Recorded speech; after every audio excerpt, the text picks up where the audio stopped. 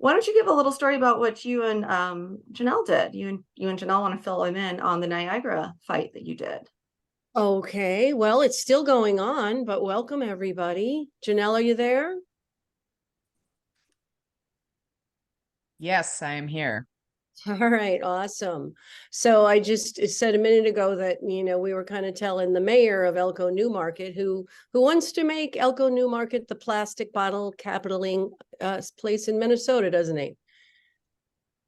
That we're going to work on that ban or something, either put a charge on it or something that's going to reduce plastic, right?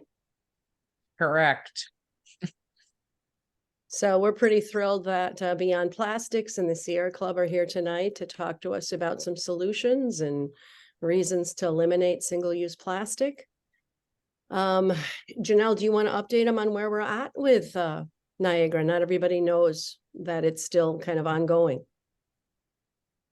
Sure. I guess it's in the hands of the DNR right now is sort of where we're at. The DNR required, I think it's a total of 5 weeks of a pump test to determine whether or not the aquifer can handle the amount of water that Elko Newmarket is asking for, since it's almost 3 timesing the amount of water that they're using right now. So they'll be closely monitoring the headwaters of the Vermilion River, along with private wells, and then also municipal wells during this pump test. And that test, the actual full running of it officially started on Wednesday. They'll test one well for 4 weeks, turn that off, and then they'll be testing two other wells for, excuse me, they'll test one well for 2 weeks, and then they'll test another two wells for another 2 weeks, and then it'll take a week for them to wrap up.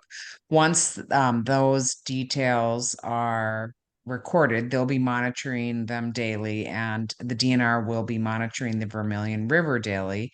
Once they've collected all that information, they'll go to the DNR and they'll determine if they will issue the permit, basically, and or if there will be some sort of requirements, or maybe they won't issue it for as much as they're asking for. So our hope is, not that I want anyone's well and or any surface water feature to be harmed, but I'm hoping that with the amount of pumping that they're doing, that if there will be damage, that'll show up in this pump test. So we fought hard to get this test. Usually municipalities just pretty much go through the steps, sending the application to the DNR, and they issue the permits. And so we fought hard, and everyone, I see a lot of you on this call.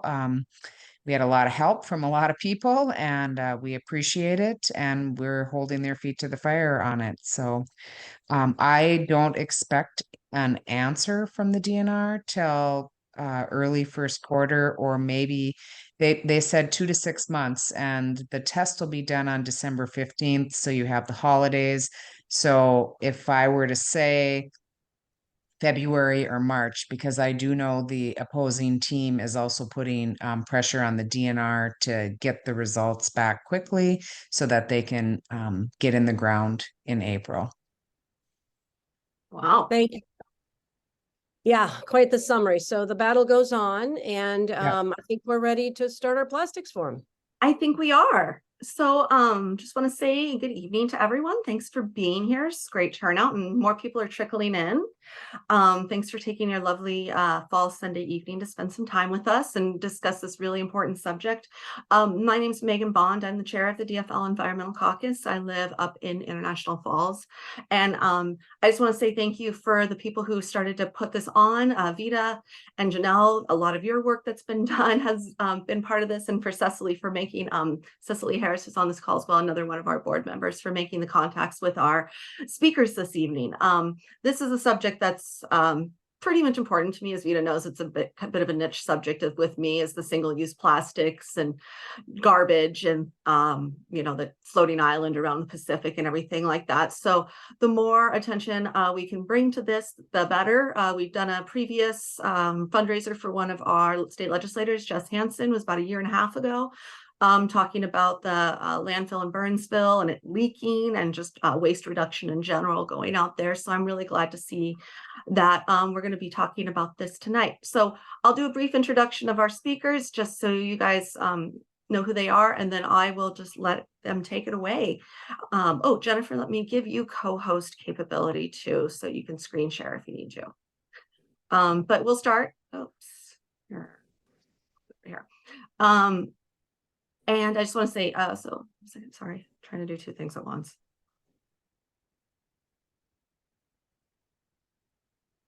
There you go. And as we move on to this evening, let me just say, if anybody has questions for the presenters, the chat is just to hosts and co-hosts only. And Vita Congdon, our chair emeritus, is here, and she can either ask questions here, is what she's listed as, or you can send them to myself as well. So we have from Beyond Plastics, Jennifer Congdon. She is the deputy director there. And thanks for joining us. You're in Vermont, aren't you, Jennifer? I'm actually in New York, just over the Vermont border. Okay. Yeah. So thanks for joining us all the way from there. It's a great organization. We're so happy that you've joined us. And then a little closer to home, from Lori Olinger, is from the she's a retired software engineer, and she's been leading the Zero Waste Task Force with Sierra Club here in the Northstar Chapter for the last 5 years. And she's part of a team, which is the Coalition for Plastic Reduction, that's been working with Beyond Plastics on packaging reduction legislation. And we have a little bit of that going on in our state legislature right now as well. So with that, I'll let the experts, talk about this tonight. And just wanted to let you guys all know this is being recorded. The only reason is because we like to share this after it's done on our website or YouTube channel for people who are unable to be here tonight, so that we can still just carry on the education of our forum topics. And a couple of these forums, we might have another one or so coming up, but it's really been based on our resolutions as we're coming into 2024. In our convention season and precinct caucuses, we are working on our resolutions. The Environmental Caucus typically puts out 10 or 15 that we work on, put a lot of work into. We have a great committee, people that are experts in each individual area. And we really work on education and outreach to get as many people as they can to present those and try to get them passed at precinct caucuses and get them on the action agenda, and even the action agenda, maybe even the ongoing platform, see how things go with a couple of those this year. And so just so you know, Matt Dahl, our resolutions chair, who's resolutions committee chair, who's also the caucus vice chair, just sent us a message. He has a new baby at home, and baby's requiring some attention tonight, so sends his apologies that he's unable to be here, but I'll just give the little shtick about resolutions. There is still a form out there. We've sent it out in the email a couple times, and I'll put it in the chat here. If anyone still wants to submit some ideas for resolutions, we're hoping to get those wrapped up in the next few weeks.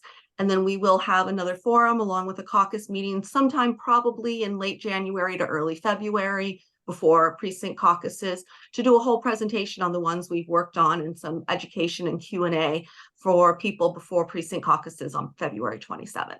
So now I really will lend it over to Jennifer. So thank you so much. Megan, thank you so much. It's great to be here with all of you tonight. You guys are the change makers, and we need you thinking about and working on plastic pollution, which is really a global problem, right?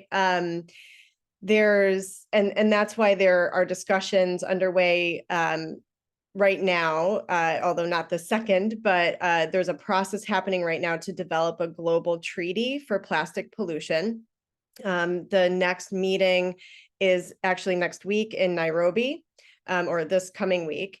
And we are, we have to deal with plastics from a global perspective, but we also need to deal with it at every other level of government, including the state level and the local level, because all of the waste that we make, that we create, that we are being sold by companies is the stuff that's then ending up in landfills, incinerators, and getting shipped around the world to be quote unquote recycled. And we really our mission at Beyond Plastics is to end plastic pollution everywhere. And sometimes we get a chuckle out of that because it does seem like a really impossible problem to solve at that level. But we're serious. And plastic pollution actually starts at extraction of fossil fuels because plastic is mostly oil and gas. And through the production of plastic, mostly in low-income neighborhoods and neighborhoods that are predominantly where people of color live. In the US, it's mostly in Texas and Louisiana, but there are other places as well. In Louisiana, there's a whole long stretch of the Mississippi that has come to be known as Cancer Alley.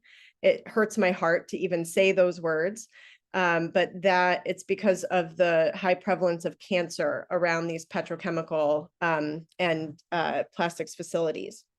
So Megan mentioned the floating garbage patches. Those are real. There are 5 of them in the ocean. But plastics is not just an ocean's problem. Like I said, the pollution starts at extraction, production, use. That's you and me, right? And then the disposal of it. So if you live near like the Herc or another garbage incinerator, that burning plastic or near landfills, the plastic pollution from that is going to affect you. But there's also microplastic pollution. So as plastic pollution enters the ocean and the waterways and the environment, it breaks up into smaller and smaller pieces. And those pieces never really biodegrade. They just get smaller and smaller.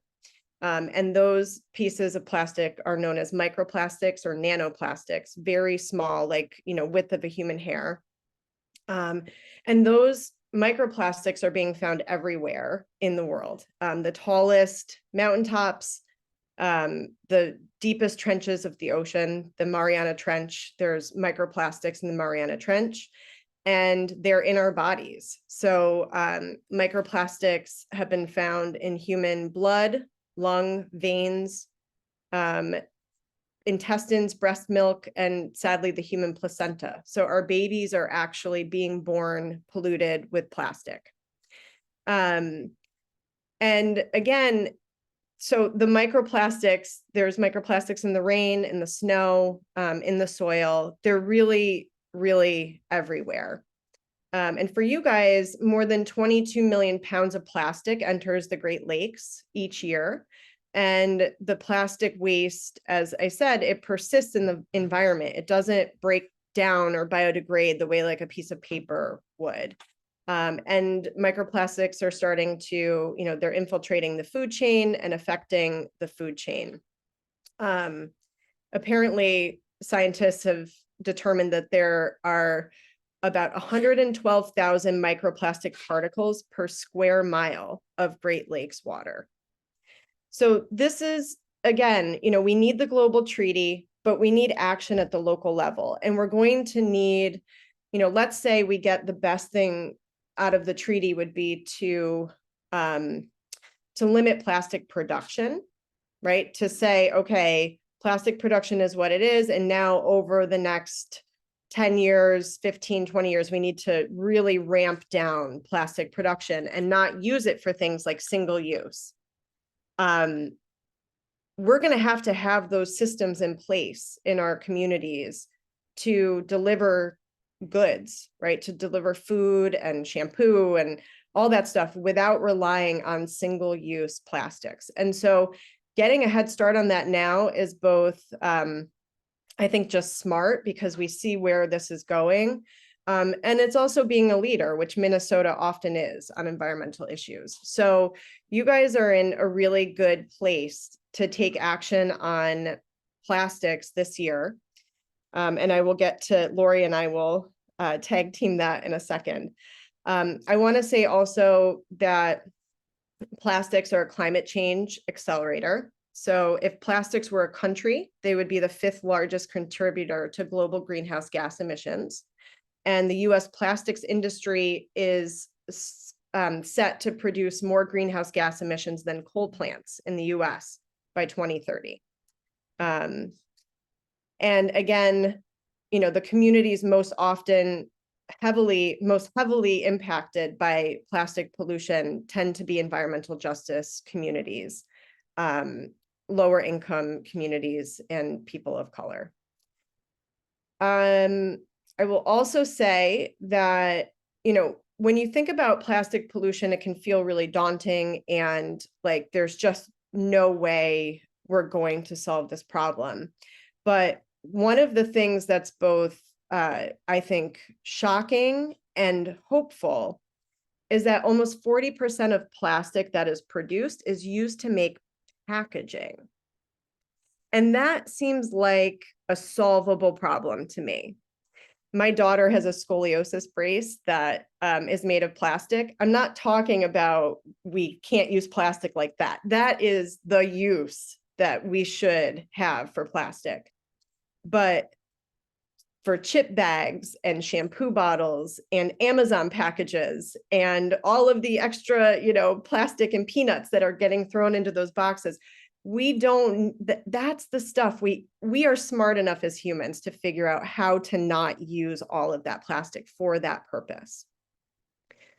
And so one of the policies that we can work on at the state level, especially in a larger state like Minnesota or New York, is a plastics packaging reduction law.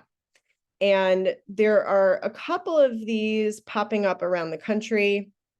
The idea is that we can tell the industry, the companies that are selling us things, that they have to reduce their plastic packaging specifically, or all packaging in general, but specifically plastic, by 50% over the next 10 years. Just cut it in half. And when you look at packaging from the 80s, pictures of packaging, even, the 70s and 80s to packaging today, the amount of plastic has increased tremendously. We have all of the solutions at our fingertips, but especially with reuse and refill systems that are becoming more popular. And I know Minnesota has a healthy reuse refill community in the Twin Cities. So really the fundamentals of a packaging reduction law would be to reduce first.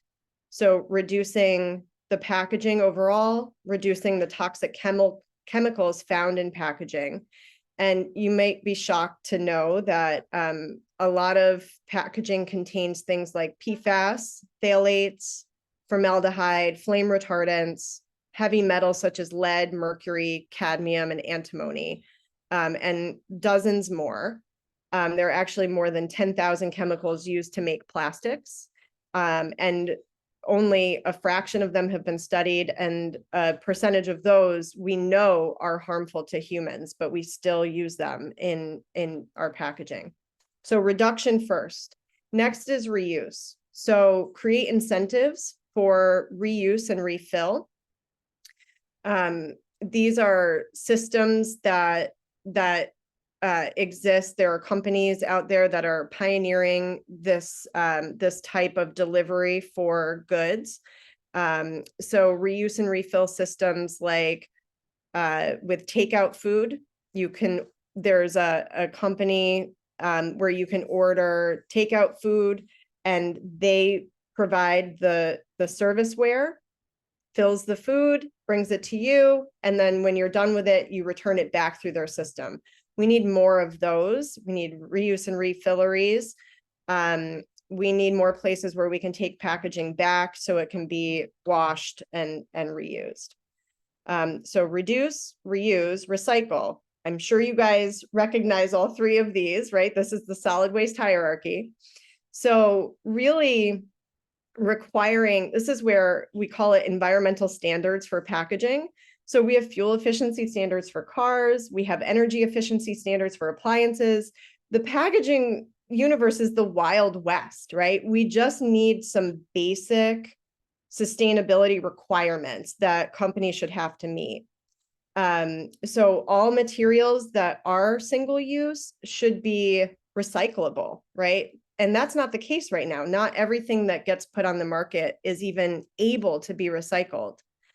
And the companies should have some skin in the game. So they should have to work towards meeting some minimum recycling targets. And an important note on recycling, we really need to prevent a false solution called chemical recycling. Sometimes you'll hear pyrolysis or gasification, waste to fuel, any of that stuff. We need to work to keep that out of the definition of recycling, because those turning plastic to fuel is not recycling. So reduce, reuse, recycle, and then relief. So if you get the companies to get involved in the system, by paying some fees on their packaging, depending on what kind of packaging they're putting on the market, you can provide relief to taxpayers. Because right now, you and I are paying for the management of this packaging waste, but we're not deciding. I mean, we have some choice, right? And sometimes we can minimize how much packaging we're using, but really, like, my kids love these seaweed snacks. I don't know if you've seen them in the grocery store. And I'm like, oh my gosh, my kids love seaweed. I'm going to feed it to them all day long.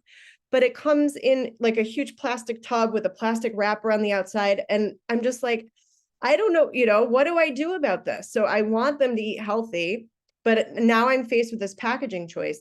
What if the packaging was half or a quarter? Easily it could be what it is. And what if that packaging was truly recyclable? And what if there was a refill? Like, what if there was a refill option? I could just bring it back to the grocery store. Or what if we had what if we had garbage, recycling bin, and then outside we had a reuse refill bin, and we could put our reuse refill containers in there and it could get picked up and brought to the washing station and then redistributed to the companies. I mean, there's so much we could be doing here.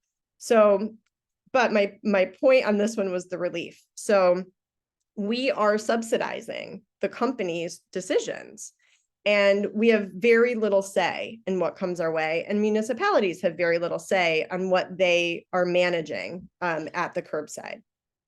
And then finally, the responsibility piece. So that, again, is the companies would take ownership over this packaging waste, at least monetarily. And the idea being that with some environmental standards for packaging and for them being part of the system, they will make better choices, and we will get a much easier waste stream to manage that's recyclable and reduced, and we'll actually get some source reduction, which has been at the top of the waste hierarchy since the 1970s and nearly completely ignored. So, Lori, I'll hand it over to you.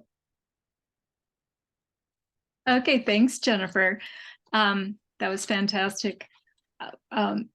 Just a little more information about what I've been involved in. I've been leading the Zero Waste task force for the last 5 years. And it's been my first exposure to people who were so interested in talking about trash all the time. So I found my people, and I have really loved doing it. And we've been involved in a lot of individual, like, learning about toxic chemicals and about plastic and all kinds of things, and trying to do stuff at the individual level. And the more we work on this, the more we realize that it's really important to do legislative stuff in addition, because that's really where the big changes happen. So we are still doing education and things like that in the community. We do litter pickups and zero waste events and things like that, but we are turning our attention more and more to coming up with legislation that can make a difference. And one of the other things we're doing, we have a group called Coalition for Plastic Reduction that Jennifer and Beyond Plastics has partnered with us, and they have just been unbelievable partners in guiding us on this journey to work on this legislation. And so we have been focusing on packaging reduction bill for almost 2 years. And like Jennifer said, we really are focusing on reducing packaging, looking at the toxic chemicals and trying to address that, and reducing plastic and making sure we don't have any false solutions. So we have been working on that for quite a long time. And then I also, let me just share my screen real quick. Let's see.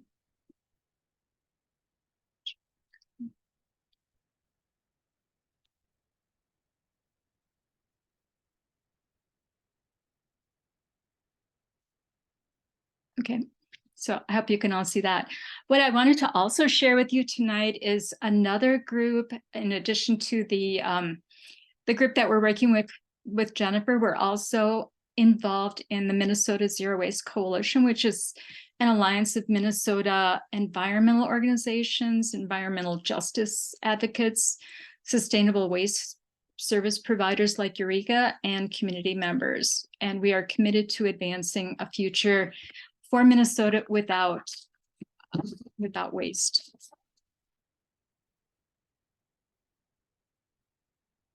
And our movement centers the voices and experiences of frontline communities. And just as Jennifer was talking about, the people who are most negatively and directly impacted are people who live where the resources are being extracted, or where they're producing plastic, and where they're disposing of all of this. So that's where we are centering our biggest concern. And we're also looking at, the harm from plastic. Taking care of the toxic chemicals in plastic is something that we are really concerned about, because I think it's something that flies under the radar a bit, that people aren't aware of that as much as, maybe they should be, about how many toxic chemicals are in our packaging and how that leaches out into our bodies. So that's something that we're really concerned about. We want to have that addressed. And like Jennifer said, incinerators are almost all of the ones in Minnesota. There are 7. They're in environmental justice communities like the HERC in North Minneapolis. And so we're really just concerned about that. And, we think our system of linear consumption is just not sustainable. So we want to think about how much waste we're generating, how much stuff we're purchasing, try to look at the upstream side of it, so that we're, making less waste and having less stuff to deal with on the back end side of it. So we think that there is, with equitable zero waste solutions, more people will have access to clean air, fresh water, green jobs, and a healthier neighborhood. And one of the people in our the Zero Waste Coalition is someone from the Teamsters, and he's really talks about how excited he is about green jobs and the opportunities that we see with some of this legislation. And what we stand for, first and foremost, is environmental justice. So that is really at the heart of everything that we're working on. We're an inclusive movement, so everybody has a role to play in reducing waste and reaching zero waste. And the community-wide movement to close the HERC has not only put a spotlight on the impact of our waste and how much we create and how we dispose of it, it's also spurred us to think of new ways of doing things to reduce and avoid, like bringing back things like refillable bottles and having fix-it clinics and reuse systems and toy lending libraries and things like that, buy nothing groups. So there are just many possibilities. Many of them are low-hanging fruit that are not that hard to implement. And then other ones take a little more effort, like kickstarting the systems that were like refill systems, like refilling Coke bottles and things like that. That's going to take some investment and a little more time. But we think that all of those things are really important, and everybody has a role to play. So we really welcome anybody who is interested in these kind of activities joining the Zero Waste Coalition. And we're committed to advocating for policies and community programs that drive us toward healthy, just, waste-free world. And we're in the middle of still finalizing our 2024 policy platform. And I have one more slide that I can show you kind of the list of the policies that we're working on. It's not gonna be done, but it's close. And our coalition is working on comprehensive policy agenda that will move our state towards zero waste. Recently, the Hennepin County Board passed a resolution requiring the county staff to develop a plan to close the HERC. And that plan will need to include state legislative proposals that will support the closure and also reduce overall waste. So those two things they go hand in hand. And our coalition is working to ensure that real strategies and real solutions are put forward. We also have a launch event on December 4th from 5:30 to 7:30 at the Wilder Foundation in St. Paul. And we don't have a link quite yet for the RSVP, but that's coming out next week and we can share that. And then I can put this in the chat, a link for if you're interested in joining the coalition. So we would love to have you join. And we have different levels of involvement depending on what you have time for. I know all of you are busy with a lot of different things, but if you're interested in joining the coalition actively and coming to like every other week we meet, or if you're interested in just getting action alerts or email updates and things like that. So I can put that in the chat too. And then finally, this is a list of our policy agenda that we're putting together as a package to hopefully get presented in the next session. And it includes packaging reduction that Jennifer was explaining, and also banning toxics in packaging. We've got a bill on there for a deposit return system, which is a bottle bill, electronic waste. We've got restructuring the waste hierarchy, because right now in Minnesota follows the federal, where incineration is seen as better than landfilling, and both of them are bad, but we don't want incineration to be seen as a better option than landfilling. And then we also need to change the restriction on disposal in Minnesota, because that requires the waste to go to incinerators if they have any capacity. So we want to change that too. And then we have a plastic bag ban preemption, so that we'd like to reverse. Strengthen the right to repair bill that passed last year. Skip the stuff. And we have another one for waste reduction and reuse systems. Upgrading landfills to capture more of the methane. Another one to divert organics. And then another one on anaerobic digester regulations. And then for incineration, removing the renewable energy designation. Last year that happened for the HERC, but we want to make sure that that's done for all 7 of them. And then finally, the hazardous waste collection, we want to make sure that that is more available across the state. So that's what we've got. And I can stop sharing. And unmute myself, sorry. Oh, thank you guys both so much. That's really, really informative. And I completely forgot about that plastic waste, or that plastic bag preemption that they did. And so now basically it has to come up with overriding it in your municipalities, and how many municipalities are actually gonna, take the initiative to do that, to get rid of those and force you to bring your own bags or any of that. I know up here where I live, it's gonna be a cold day in Hades before that happens. Anyway, I do have quite a few questions that have come in. So I'll just start, and whoever wants to go ahead and take it can.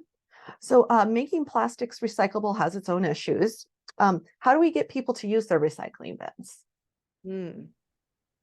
I think that is education.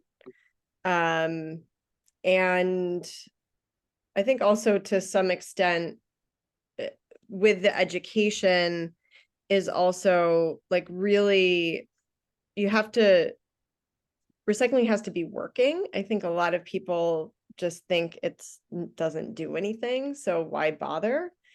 And I think the education starts with the package itself, and then also, education by the entities that are doing the collection, and then really helping people see how, by making the right decision with their own trash, that it's having an impact. And so I think those things are important. I know I traveled to Italy 2 summers ago, and they were really strict about like where things go. And I remember staying at an Airbnb, and the instructions from the owner were like, if you screw this up, we will get a fine, and then you will pay it. So, maybe we have to get there at some point, but let's start with education, I think, is the first thing, and making our recycling actually work. And then people won't be disillusioned about doing it. And yes, that is something in Italy when I actually studied abroad there. So I lived there for a little while, and we got into the apartment, and it was, okay, wait, are these little different bins? You have to do the ones with, and they actually compost. You have an organic and an inorganic trash, and then you're recycling on top of that. And yeah, they're super strict in which days they go out when, and they take them more frequently than we do as well. Yeah. And then I have a kind of a follow-up question to the one that was just asked, because, and I don't know if this is necessarily something that, how do we fix or not, but there's still a lot of areas in this country that don't recycle. Our area up here, we finally got recycling in, oh gosh, I think they finally got it up here in like 2015. And last year they took it away. And word on the street was that by the time it got to the landfill in Crookston, which is where our landfill is, that they weren't sorting anyway. So do you have any comment to that, or proposals or anything along those lines? Oh, yes. So I really think if let's say you sorted your garbage to like perfection, right? And you look at what's in your trash and what's in your recycling bin. If you, and we could get into like what should be coming out anyway, like the organics, right? And some of the plastics are going in the garbage because they're not actually recyclable. But if you make the companies that are selling us the goods responsible for meeting recycling targets, like you tell them, out of every single use package that you sell into Minnesota, you have to get 70% of it back and recycled, like actually, cleaned, baled, and sent to a place to replace virgin materials. If that's the company's responsibility, they will find a way to get that material. And the recycling will improve tremendously. Right now, a municipality, or, wherever you're living, if there's no market for the material, it costs them money to collect it, right? And to sort it and try to send it out. So if they're not able to sell it for a profit, it doesn't make financial sense for them. And so this is like, the market's not working. We need government intervention to say it's time to create the market so that the recycling happens, like truly happens. So that's what this bill that Lori and I have been working on for 2 years. And, hopefully this year, you guys are going to be hearing a lot from us, I'm sure, because we're going to need you to make a lot of calls. But, that's what this bill would do. It would put it back on the companies to be responsible for meeting targets, like upwards, ramping up over time, but like upwards, we're going to get to like 70% targets. Like they have to pay for the collection and get it back, and it needs to actually go into products. And so they're going to have an incentive to design packaging that uses this collected material. And the system will get cleaned up pretty quickly with that kind of incentive. Thank you. So here's an interesting one that comes in. I have a few others too, but this one's just interesting to me because, so I'm going to jump into this one. So I grew up in Southern Nevada in Las Vegas, and we've been dealing with a crazy drought since about like the late 90s. And I used to work for the water district out there, and that was just so much of what we did was just have water conservation, putting timers in your bathroom. Like literally to make sure your shower isn't too much. Not that your shower causes too much, but takes too much that. But the big one we came up with is the biggest waste of water was your yards. And so they went on this big advocacy for xeriscaping, which is a lot of like that desert landscaping and low water use plants to put in your yard. And a lot of them can go off of like a drip system. So you put that into there. It was expensive, but they worked out a reimbursement rate for it as well. What's come of this though is artificial turf has come in a lot. And granted, artificial turf is really kind of improving in what it looked like and feels like and things like that. But could you just kind of comment on that about, advocating against it or not? Sure. And Lori, feel free to jump in here too. I will say from Beyond Plastic's perspective, it wasn't something that we initially, like when we first launched almost 5 years ago, we were really focused on like plastic bags, straws, and polystyrene, like a lot of the single-use stuff. But more and more, the people who are involved at the grassroots level with us are coming to us for help because they've got plastic turf proposals at schools in their communities or parks. And so we've had to do some research and get some toolkits together to help people out because this is a real problem that we're facing. We are in a couple of states this year, we're going to make a run to do something more proactive, which is like in New York, we're looking to get a moratorium on like hit pause on all plastic turf installations until we do a full environmental impact statement on plastic turf. I think we know where it'll come out. But like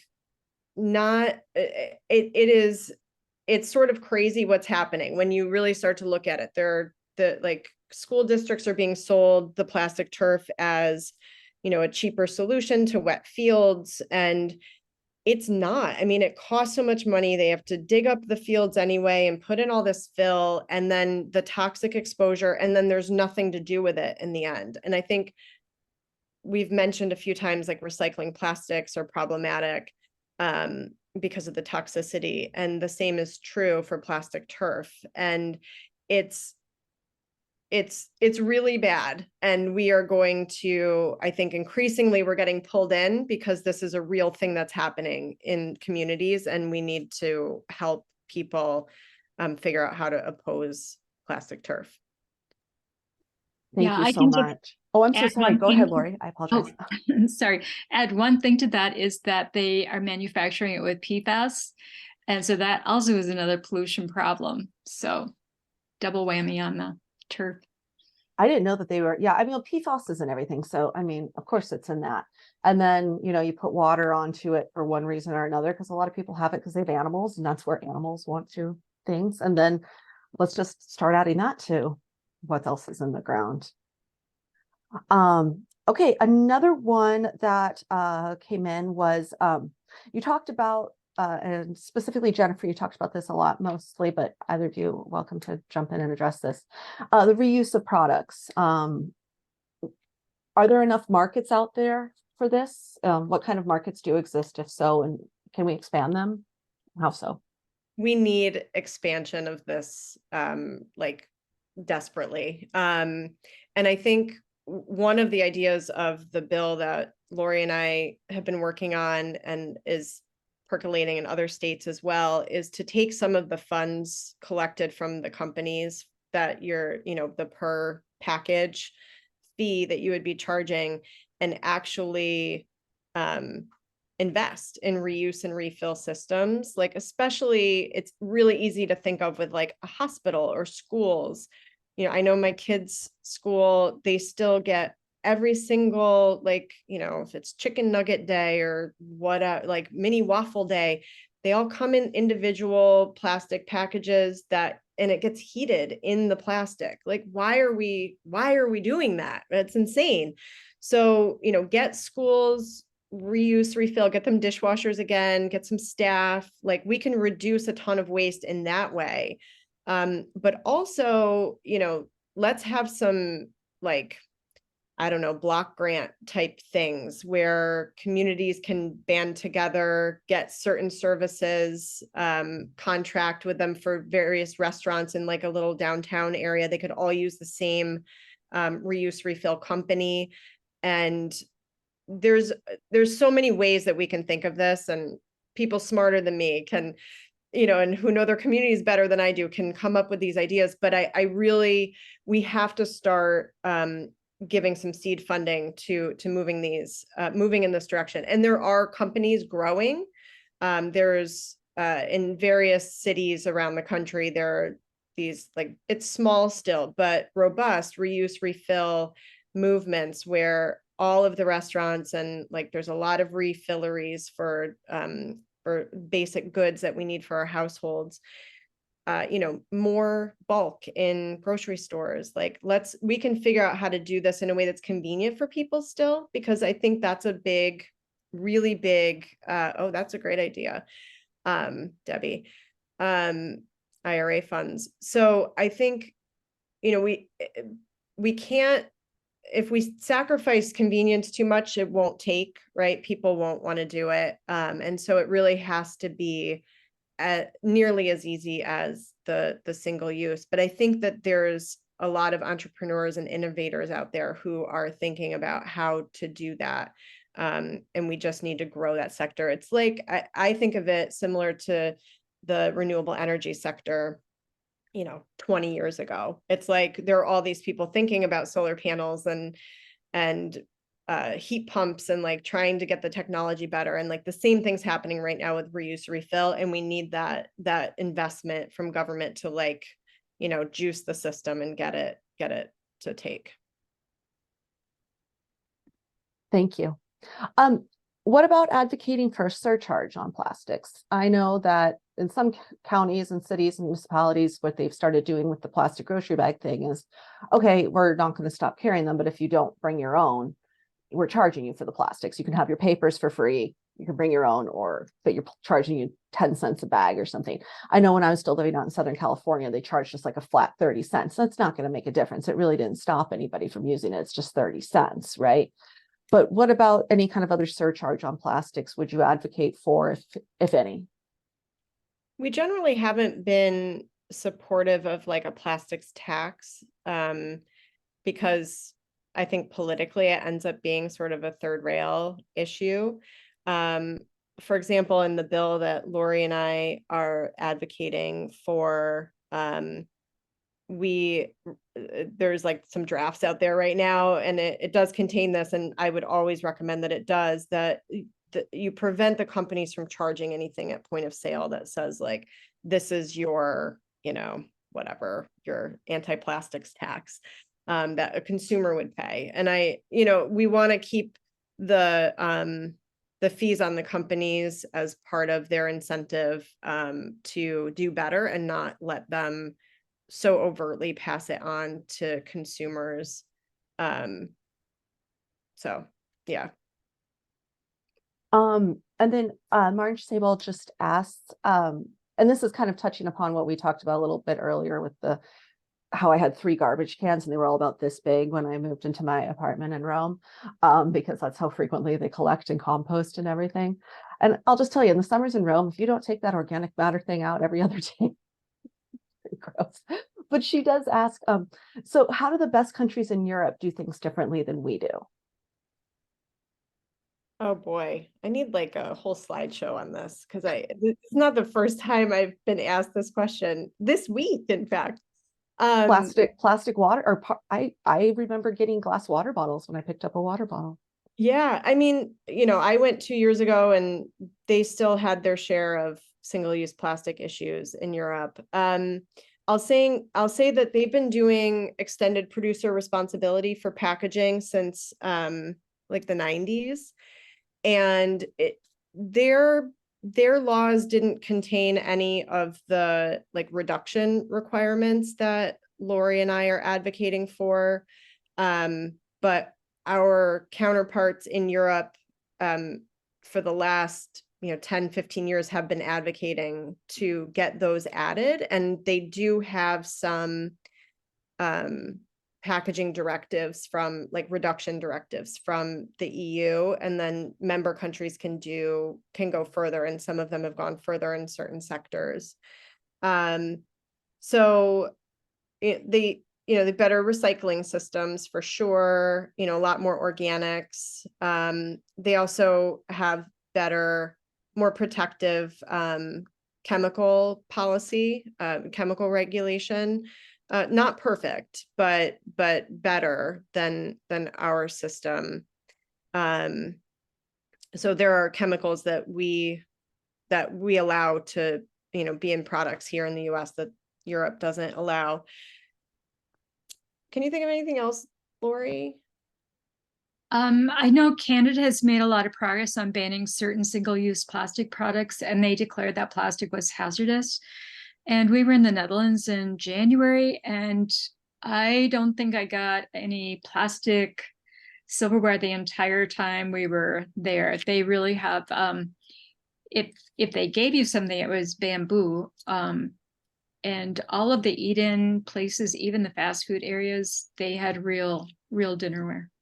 So I did notice a difference there. And then also the grocery store, no bags. So you always bring your bags to the grocery store, and everybody just did it. And it didn't seem to be a problem. Yeah, and that's been going on for a while too. I do remember like when that last time I was in Europe was a few years ago. I'm going back in the spring, but the only place I really saw plasticware was at the airports, the knives. And I think that's just an airport thing post 9/11. Yeah, I think absolutely. I was remembering as Lori was talking, like I went to France in like 2003, and you couldn't get a bag. I mean, you could buy a bag, but it was a reusable bag. There were no single-use plastic bags in the grocery store at all. And so, we were traveling, we were like, I don't even know how to get the groceries home. So we like bought the 15-cent bag that I then brought back to the US and used for, the next 15 years of my life. So yeah, they've made progress in places that we haven't, for sure. Yeah, I remember us needing to carry our backpacks to the grocery store because we made that mistake the first time as well. But anyway, I'm trying to see. Sorry, just looking to see if anyone else has come through. But I will say, they've still seen an increase in packaging waste in the last 20 years, despite having better laws in place. And I really think that there's a number of factors going into that. The increase in e-commerce, right? More takeout food. And I mean, I think there was a big spike in during the pandemic of takeout food and the waste from that.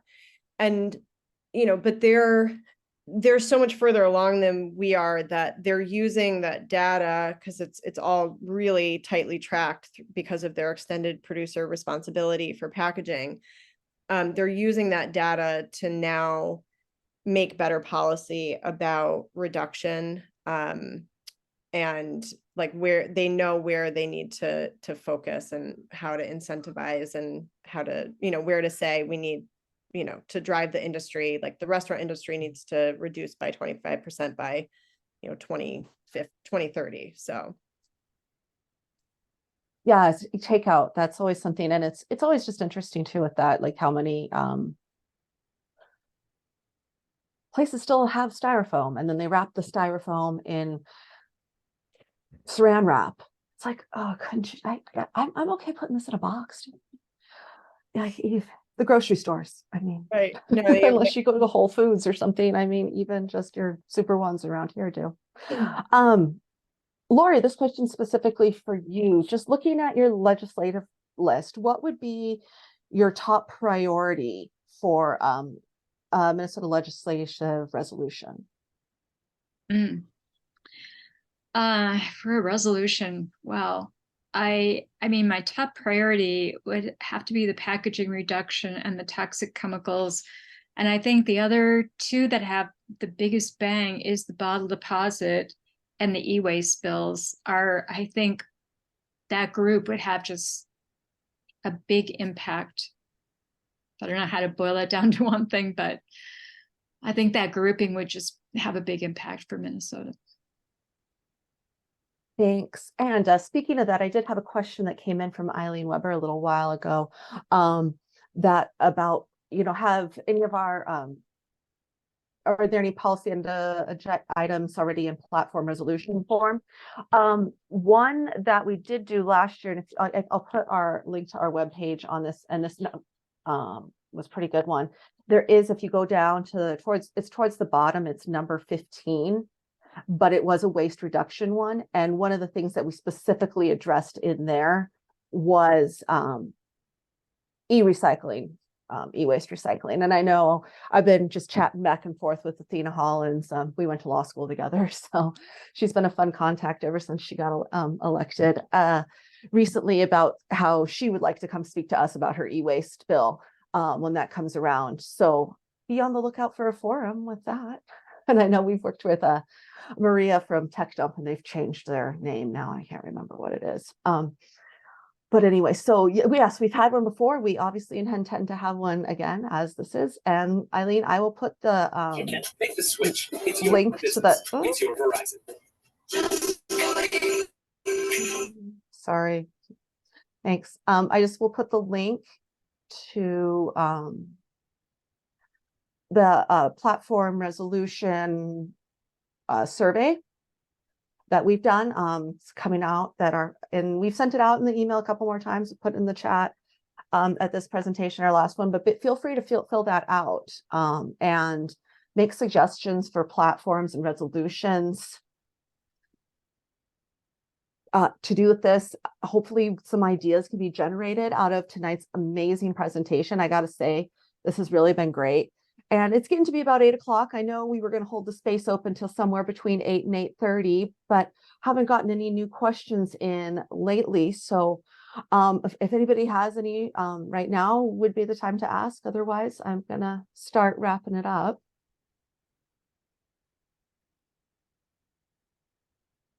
Okay, great. Well, I just want to say thank you so much to Jennifer Congdon and Lori Olinger. This has been just incredibly educational. I know this is single-use plastics are just a pet peeve of mine. And the thing is, we're all guilty of it. I have a box of Ziploc bags in my cupboard. I'm not saying I don't. It's not saying I never get takeout from the places that still use styrofoam, no matter how much you try to avoid it. It's still going to happen from time to time.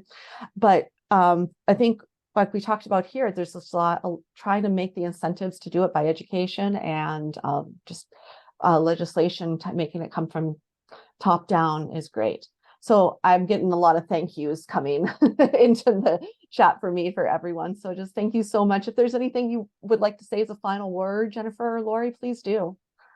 I would say I absolve you of your plastic guilt. It's like, it's like church. It's Sunday, right? And it's so much more important to focus on policy changes than on not supporting your local restaurant because they use styrofoam. So let's work together to get really good policy in place and make it better for everybody. Thank you so much. Lori, was there anything you wanted to say?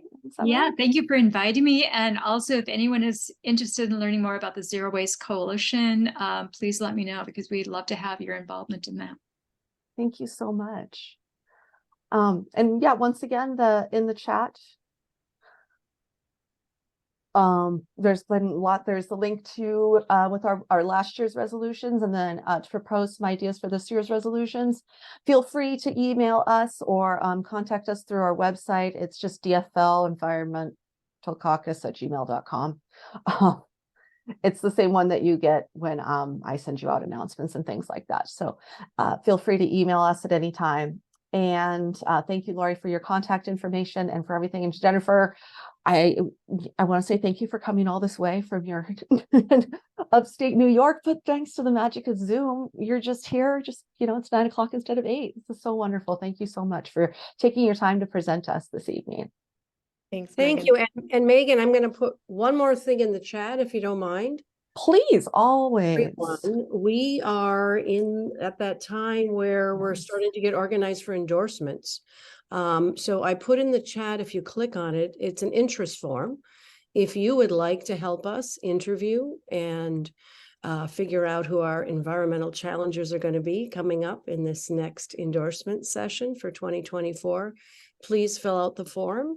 Again, we're in that process right now where we're working through so that come February, we're ready to start interviewing, right? And probably sending out things to candidates in December. So thank you so much. And again, if we want people that are going to do something about plastics and waste reduction, we need to make sure we find some good candidates, because we know that makes a difference, right? Who's in office. And I see some wonderful people in the Zoom meeting right now that would make Yes. great candidates. So There you go. think about it. Okay. Well, thank you so much for everyone for being here tonight. It's a good turnout. I think we had about 40 something people here at one point. So just want to say thank you to all our board members for all your activity, to all our regular caucus members that always show up at things like this. Bob Tamman, I've seen like 3 times this week, and I can never get enough of you. I feel maybe not this week, but this month. It's wonderful to see you again. And just so, all right, everyone have a wonderful evening. Thank you so much. Thanks, everybody. Bye.